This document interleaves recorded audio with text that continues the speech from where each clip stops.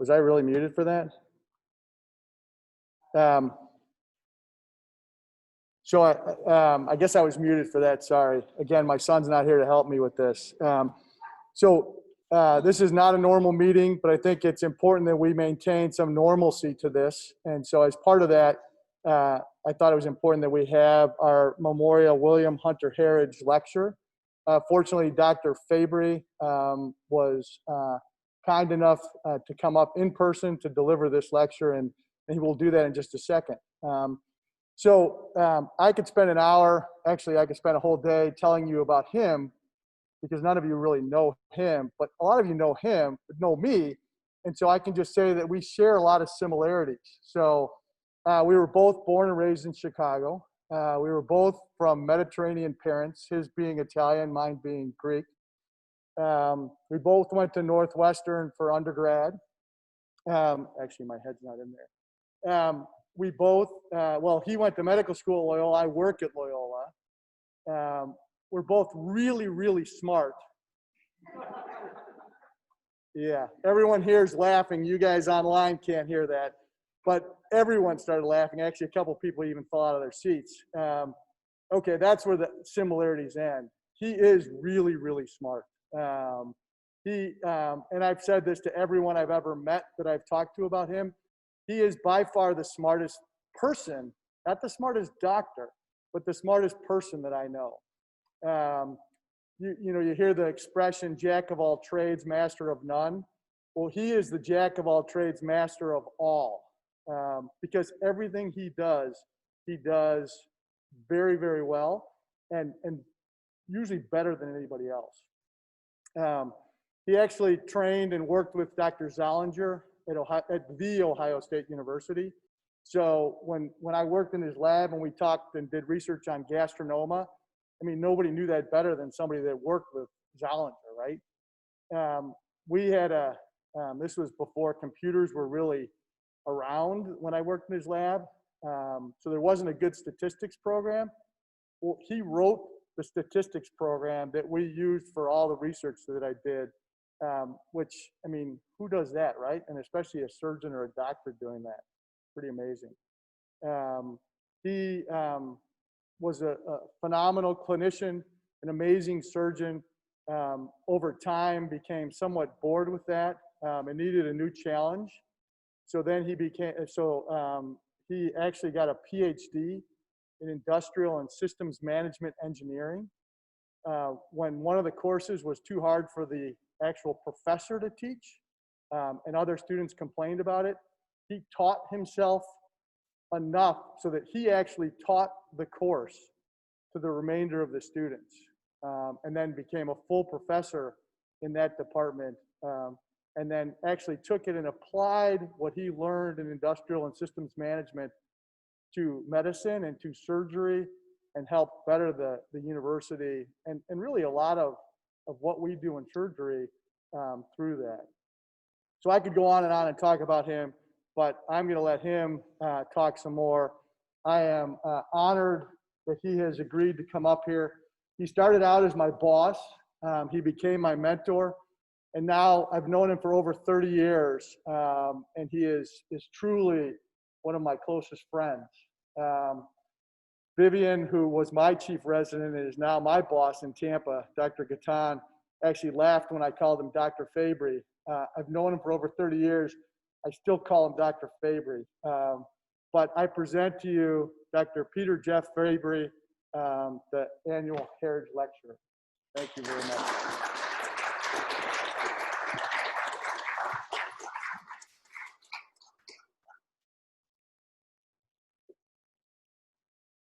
Thank you very, very much, Dr. Goudelis, for your overly generous introduction. In Italian, we would say, il piacere è mio, which means it's my pleasure to be here and to honor you on the presidency of the Midwest Surgical Association. I would like to, how do I go backwards? I got it up. I shouldn't have backed that way. Okay. First of all, Before I launch into this, I would like to thank all of you who are not here for not being here today, because it makes the logistics of actually having the meeting easier, and everybody, I think, is better off. I entitled this from the very beginning when I started to think about it as Find Your Joy. But I soon realized that I needed to give it a subtitle. The subtitle is probably more meaningful to you at this moment, but I hope that will change. My subtitle is, Can a Surgeon Actually Retire? I'm sure you've heard what I heard. A surgeon can never retire. But as you can see in my name, there's no letters after it. It just says retired. I don't know if you believe in serendipity. This is this summer's edition of the magazine in the mountains of North Carolina, where I live most of the year. And as you can see, it says, as its title, Find Your Joy. And so I had to share this with you because it's very relevant to what I'm going to talk about today.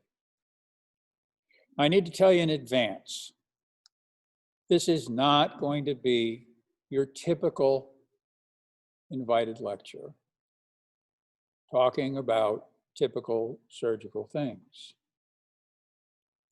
This is a story, not a lecture. There's a moral to the story, and there's a happy ending. But I would not be an academic surgeon if I did not start with a review of the literature. I did a search in Medline for the word surgeon and retirement. I came up with 32 articles. This was not intended to be a comprehensive search, just to give us a sense of what's out there. Most of the 32 articles, about 18, were about financial planning. The remainder of them addressed how to assess if you still have your surgical skills and can practice safely, ways for people when they retire to stay connected to their departments and to surgery. The best of those, I believe, was actually Kirby Bland. If you want to read an interesting article, Kirby Bland wrote an article about the time he was retiring about how to stay connected with the department without getting in the way.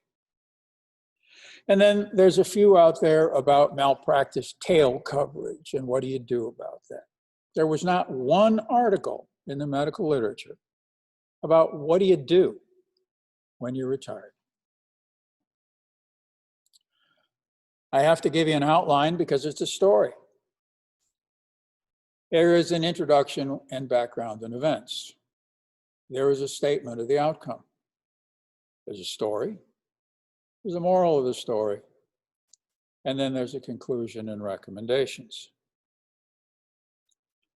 The background and events, April 10th, 2005, I was at the top of my game. I was doing all of those things that Dr. Gedelis just was kind enough to tell you about, and more.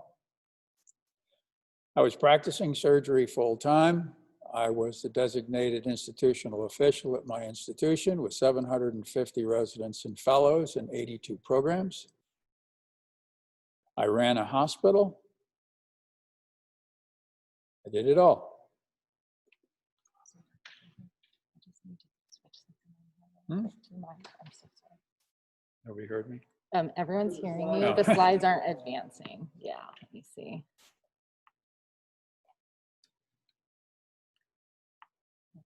That's what I get for saying I could do it myself. We'll get it. Okay. Let me just double check here. That's correct. Thank you.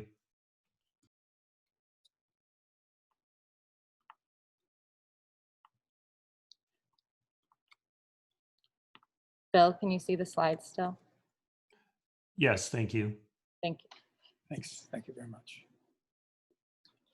At 6:45, precisely, on April 11th, 2005, I had a massive MI.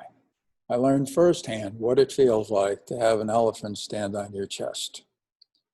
And the only good news is that I was less than a half a mile away from Tampa General Hospital, the major quaternary hospital on the west coast of Florida. And so I'm here today. About a month or a little bit more after that, I had a meeting with my internist, who was a personal friend, and my wife. And I was told that I needed to create a 10-year plan to retire. My reaction, what? Because it's not a thought that had ever crossed my mind. Oops. I'm good.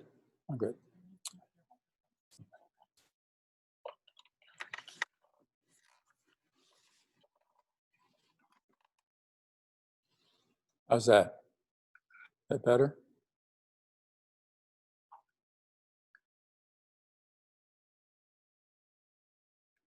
So the outcome is very straightforward. I fully retired from all of my professional activities on December 1st, 2014. Now, for those of you who only want the Clip Notes version, you are excused.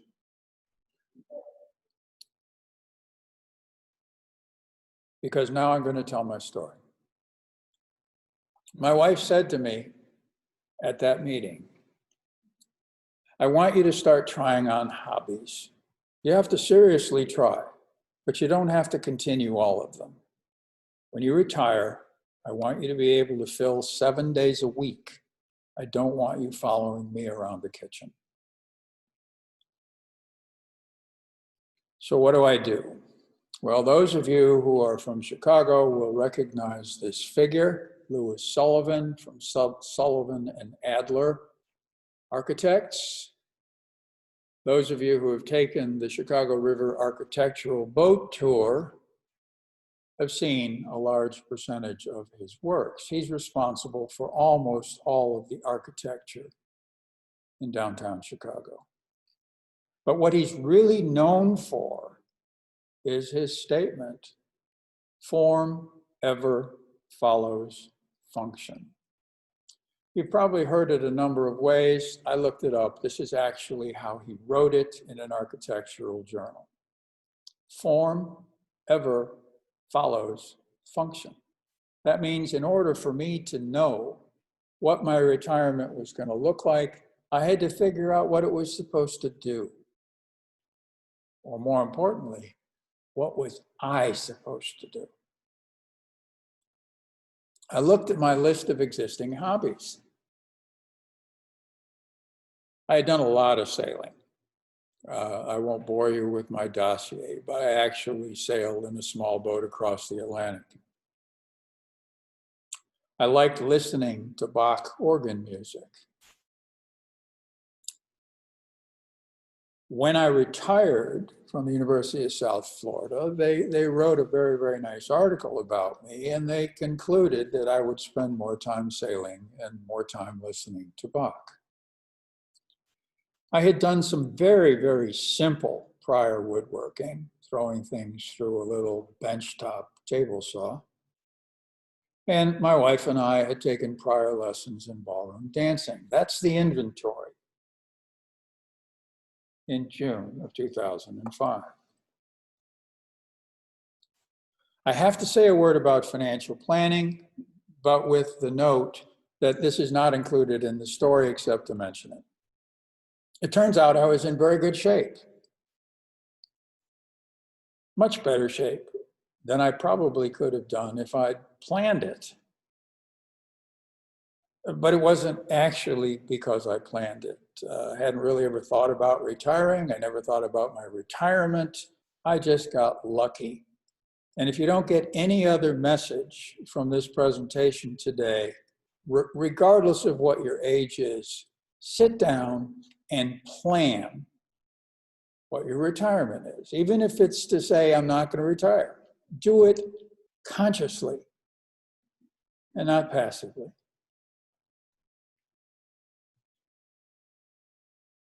So I immediately embarked on some new adventures. I enrolled in a PhD program shortly after my heart attack.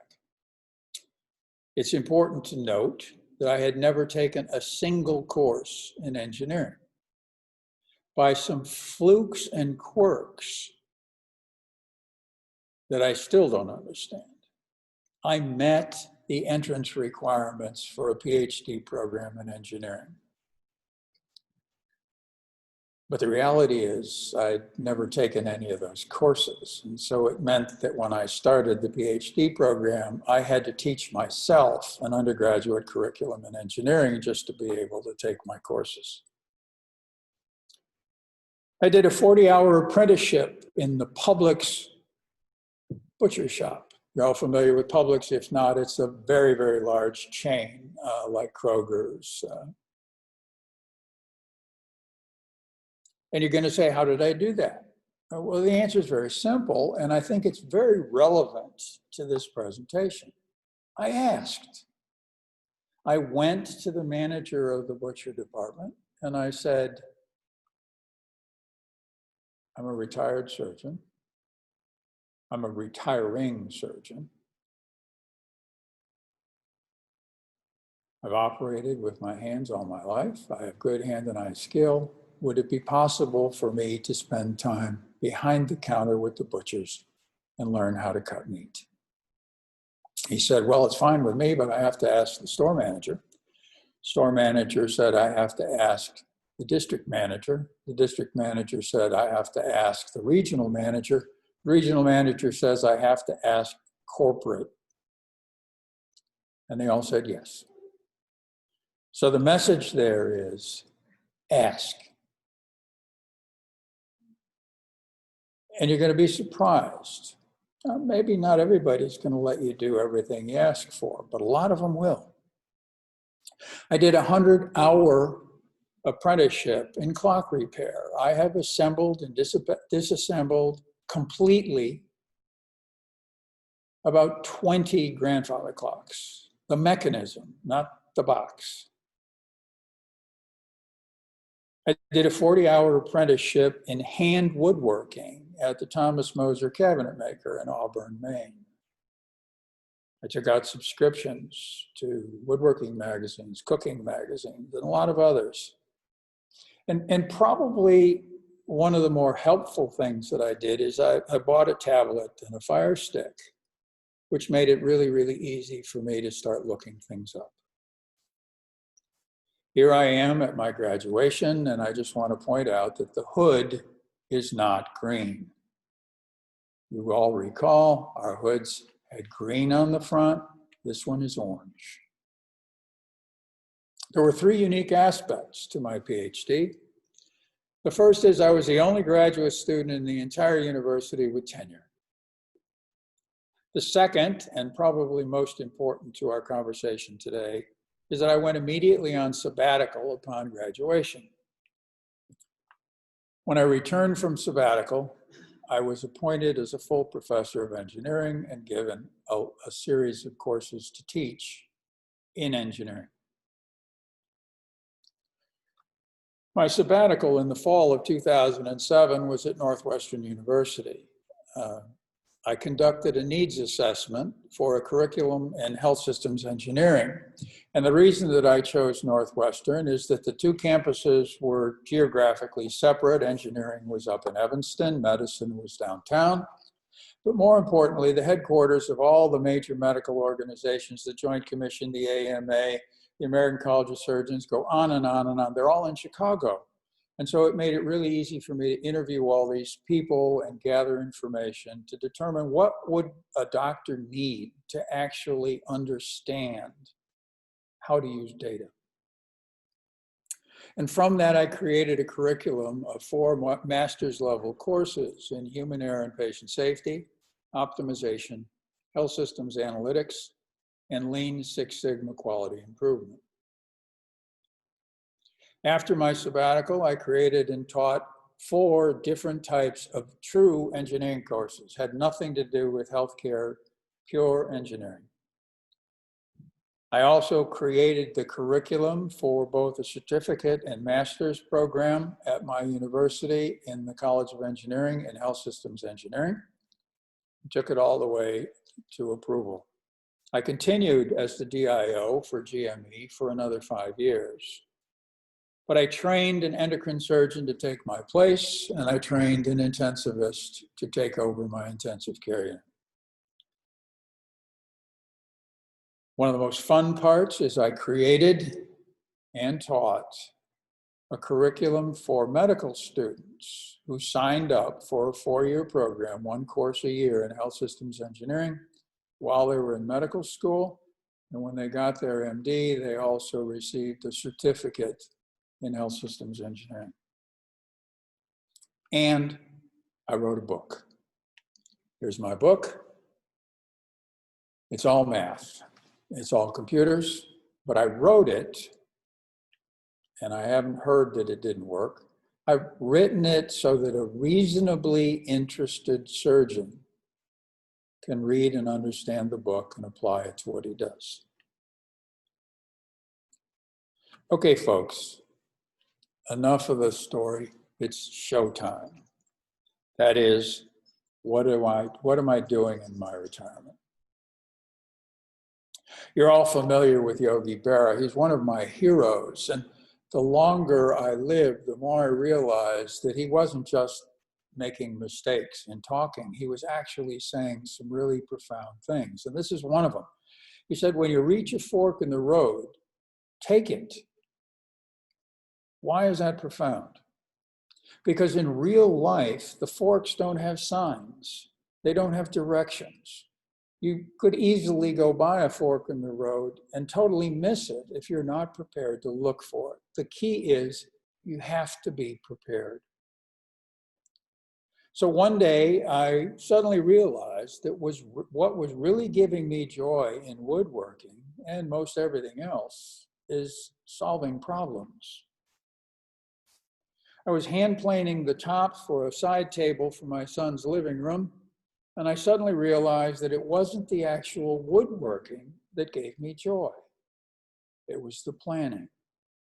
But then I thought some more, and I recognized that it wasn't actually planning either.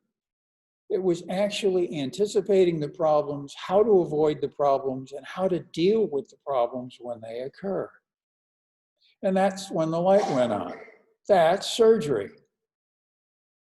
I had found the directions for my retirement. That led to a major life change. I bought a cabin in North Carolina mountains in rural Appalachia, and I built a hand wood shop under the house. I took over all the cooking responsibilities in our house. I stopped using the title doctor. Yes, I really did. I worked at getting to know people, not just doctors, people, all kinds of people, really, really interesting people. And I offered to help them with things when they broke. I became the utility man to fix things for people. And I volunteered. I volunteered for all kinds of things. I put my license in retired status. I told people who asked that I don't have a medical license in North Carolina. I can't provide you any medical care or actual advice, but what I can do is explain things to you. I can interpret things from your doctors. And if anything at all can't be explained by the tests and reports that have already been done, I'm going to send you back to your doctor because I can't diagnose or treat. My wife calls it my friends and family private practice. Here are some pictures from my town. In the upper left, that is actually the view from town. That's my cabin on the right. Perfectly fine for my wife and myself, and it has enough room for some visitors to stay if they don't stay too long. The bottom left is my wife and I standing on top of our ski resort, which is 6 minutes from my house. Actually, quite challenging. And in the lower right is the Elk River, a very short drive from my house. If you look next to the tree up at the top of that waterfall, you see me.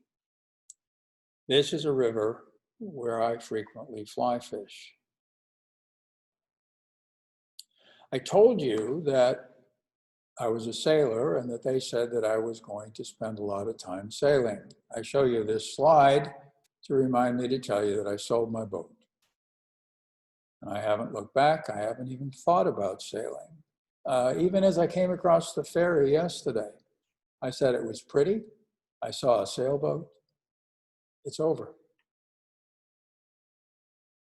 I got very involved in my church, and I'm not going to go into any specifics about that. For those of you who recognize the garb, that's me as the oldest altar boy in North Carolina.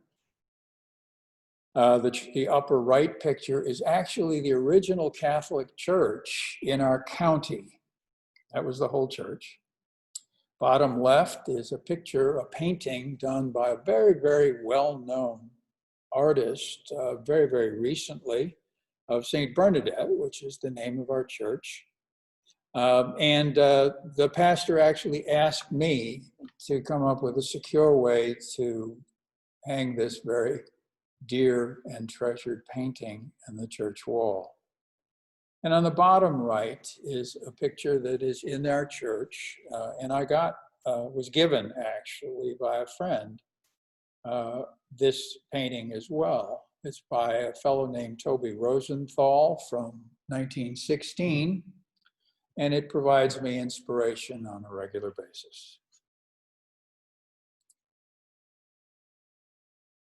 So if you look at the two pictures on the left, these are of statues, hands of statues. Our pastor is very, very fond of vintage statues.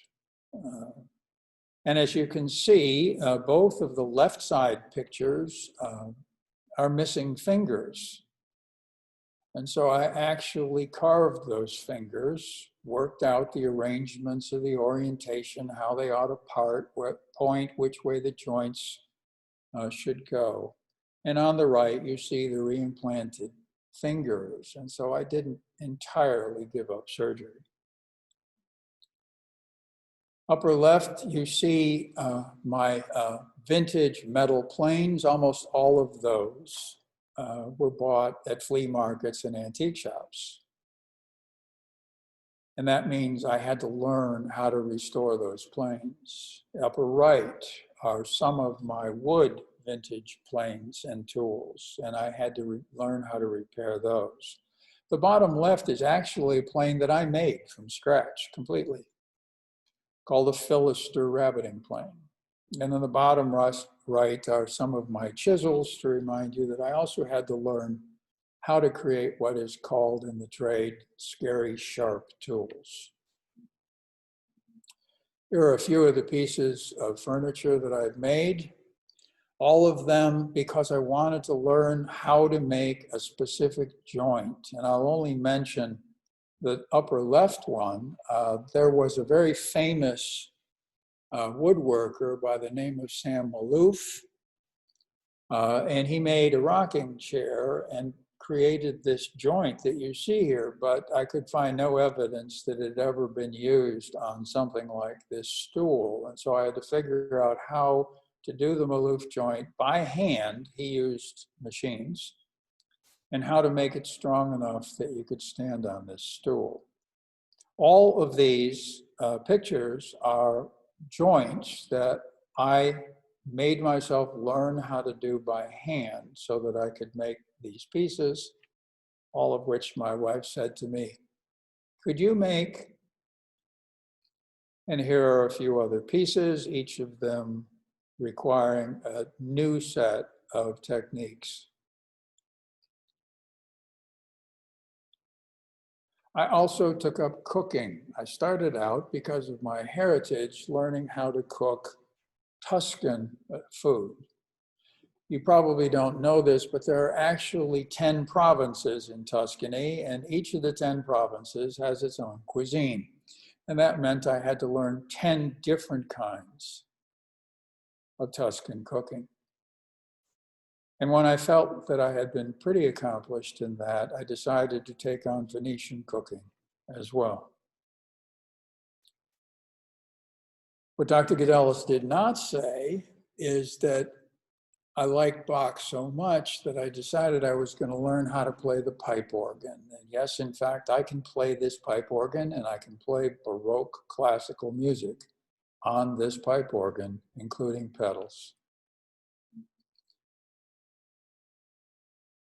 And the way I did that is one day after church, I went to the organist and I asked her if she would be willing to teach a 70-year-old man who could not read a note of music how to play the organ. And she was so blown away, she said yes. The moral of the story: in order to be able to walk away from surgery, you have to understand what gives you joy on an average day at the hospital. Not the great days, not when you pulled off that operation that nobody else could do. On an average day, what gives you joy to get you to go back to work every day? What do surgeons do? Well, most of us solve problems. And so I think a lot of you will be a lot like me. That's my joy. I don't know for sure what yours is, but when you find it and find ways to achieve it every day, then you can walk away. I turn wood into things. What's your superpower? So the rules: find your joy, and it's not golf. I don't have anything against golf, but golf is a pastime.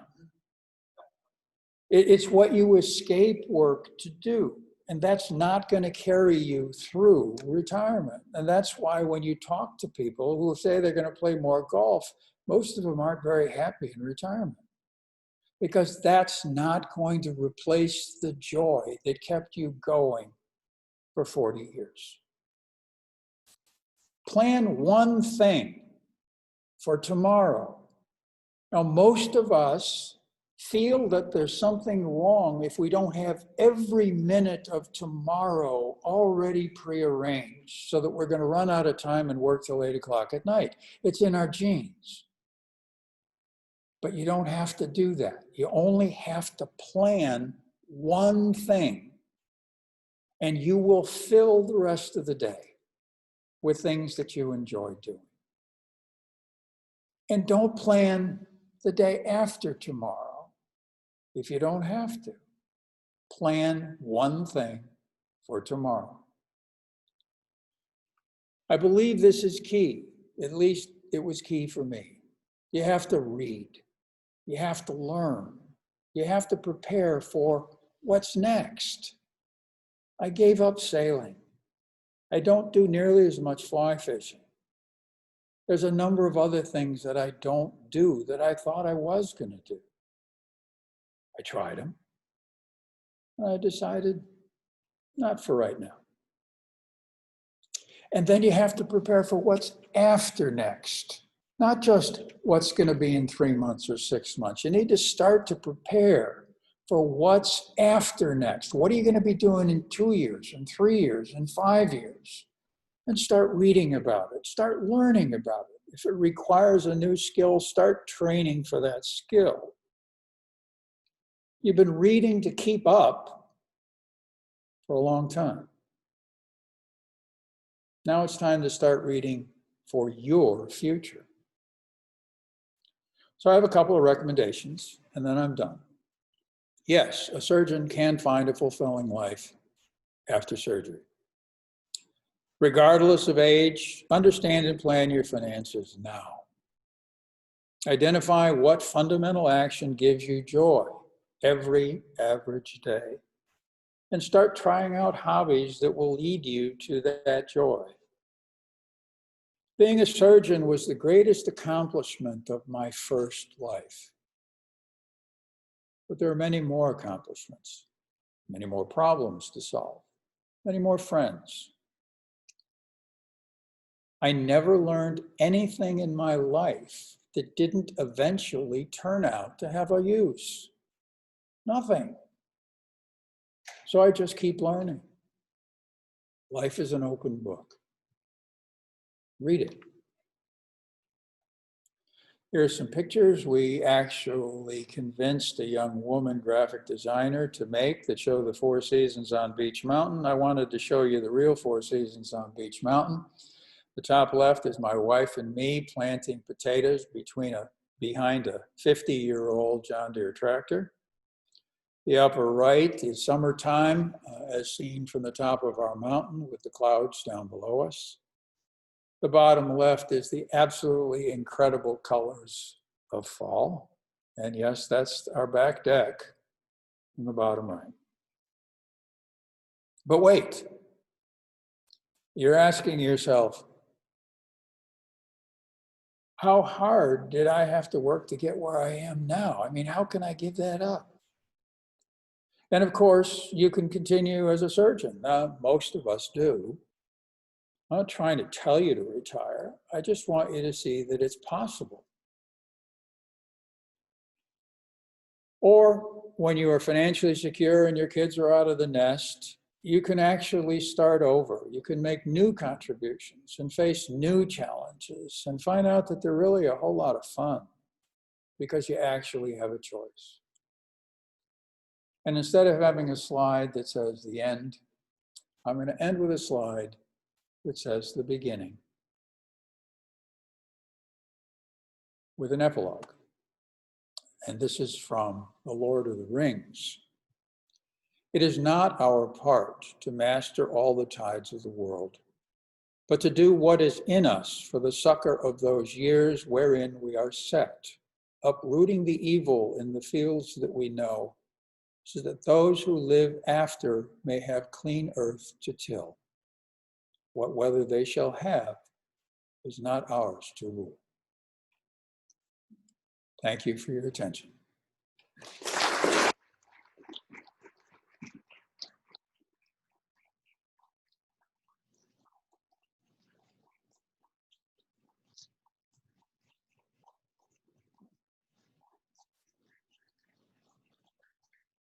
I don't know if I'm supposed to touch this and give it to you or if that's against the rules.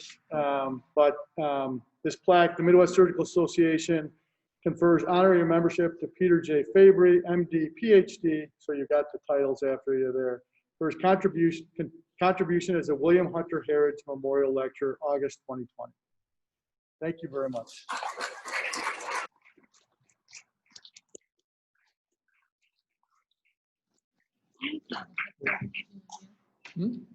On this.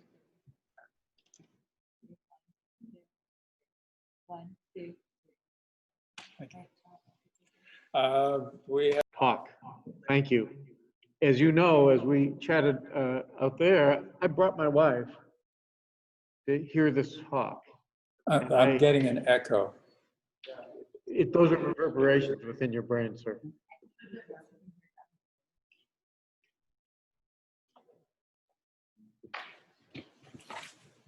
And then when you're ready to answer. So as I said, I brought my wife to hear your